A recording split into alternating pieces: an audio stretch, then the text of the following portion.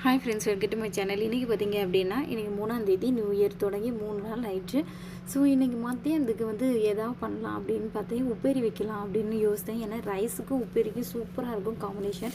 So நமக்கு பயிர் வந்து அந்த பயிரை சின்ன சின்னதாக நீட்டமாக வெட்டி வச்சுக்கணும். நான் எண்ணெய் ஊற்றி கடுகு தாளித்து அதுக்கப்புறம் கருவேப்பிலையும் போட்டுட்டு நான் இதில் மசாலா வந்து ஸ்பெஷல் என்ன அப்படின்னா, சின்ன வெங்காயம் வந்து நல்ல ஒரு கைப்பிடி அளவுக்கு எடுத்துட்டு நான் காஞ்ச மிளகாவும் போட்டு நல்லா கல்லில் இடிச்சேங்க. இடிச்சிட்டு அதை போட்டு மிக்ஸ் பண்ணிவிட்டு நம்மளோட யார் இருக்காங்க, நம்ம பயிர் இருக்காங்கல்ல சின்ன சின்னதாக இந்த நீட்டத்துக்கு வெட்டினா போடும் வெட்டிட்டு அதை நான் போட்டு மிக்ஸ் பண்ணிவிட்டு உப்பு மஞ்சத்தூள் அதுக்கப்புறம் பார்த்திங்கன்னா நல்ல ஒரு கலர் கொடுக்குங்களா அந்த காஷ்மீர் மிளகு பொடி தான். ஏன்னா யாருக்குமே காஞ்ச மிளகா வச்சுருக்கிறதுனால எரிவுக்கு அவ்வளோவா வேண்டாம்.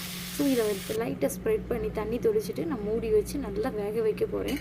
நான் இது பார்த்திங்கன்னா இது வந்து நல்லா ஒரு தயிர் சாதத்துக்கோ இல்லாட்டா நீங்கள் வந்து ரசம் வச்சுட்டு இந்த உப்பேரியை வச்சு சாப்பிட்டு பாருங்கள்.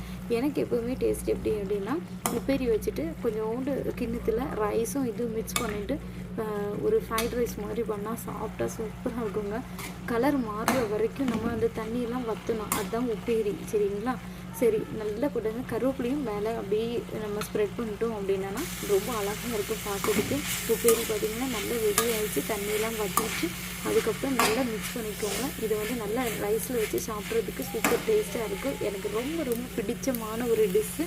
இதே மாதிரி செஞ்சு பாருங்கள். என்னுடைய பேஜை ஃபாலோ பண்ணாதவங்க நிறைய பேர் இருப்பீங்க. ஃபாலோ பண்ணுங்கள், சப்ஸ்கிரைப் பண்ணுங்கள். இதேமாரி வேறு ஒரு இன்ஃபர்மேஷன் வீடியோவோடு உங்களை பார்க்க வரேன். பாய் பாய்.